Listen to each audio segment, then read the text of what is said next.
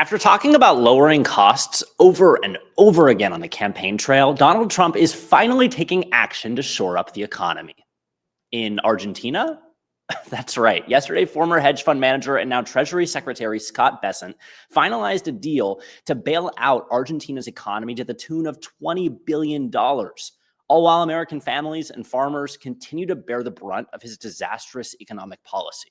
Even Iowa's Republican Senator Chuck Grassley, in his own special way on X, called out the administration for putting American farmers second. But it's true.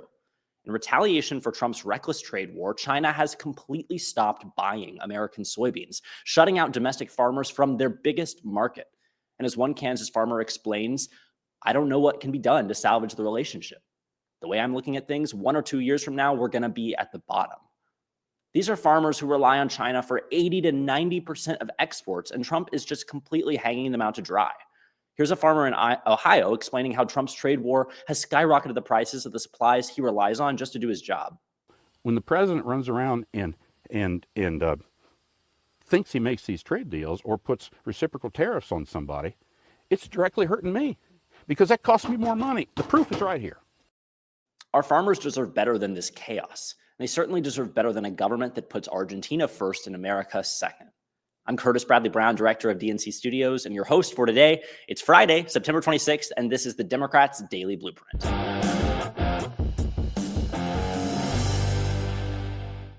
The story we are all talking about continues to be the looming deadline to fund the government, which ends at midnight on September 30th.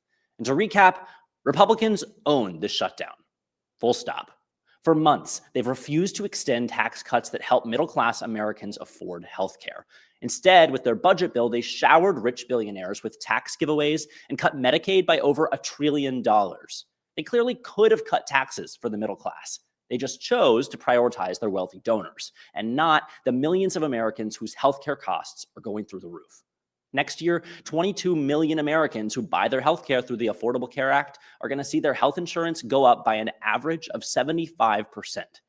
Are you ready to budget thousands more for health care in this economy? Democrats don't think you should have to, which is why we've been firm in our demands. Democrats want to reverse the Republican cuts to Medicaid that are going to price working class Americans out of their insurance.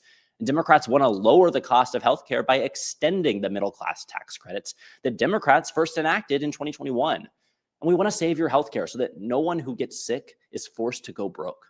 These aren't the crazy radical demands that Trump and his minion Stephen Miller are lying about. But rather than negotiate with Democrats who want to prevent this chaos, Republicans would rather shut the government down and force working families to pay more for health insurance. Remember, they control the House, the Senate, and the White House. If they can't do their basic jobs and fund the government, then that's on them. But it doesn't have to be this way. And the good news is that from Congress to City Hall, Democrats are running for office on a platform of competency, transparency, and lowering costs for you and your family. One Democrat working overtime to get shit done is Mayor Michelle Wu, today's candidate for our segment of 60 candidates in 60 days before the November elections.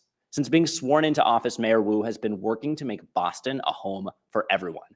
She's invested more to make housing affordable than any other administration in Boston's history. And in her first full year as mayor, gun violence fell to the lowest level on record and has continued to fall every year since. She's expanded Boston's pre-K and early education to serve more children and families than ever before. In short, she's been delivering on the promise of a Boston that works for everyone. And that's why we're encouraging you to sign up to make calls, knock doors, and volunteer with the Wu campaign. You can do that by going to michelleforboston.com/volunteer. And that link is in our video description below. Thank you so much for joining us today for this episode of the Daily Blueprint. We're here every weekday at 10 a.m. Eastern on the DNC's YouTube page. Until Monday.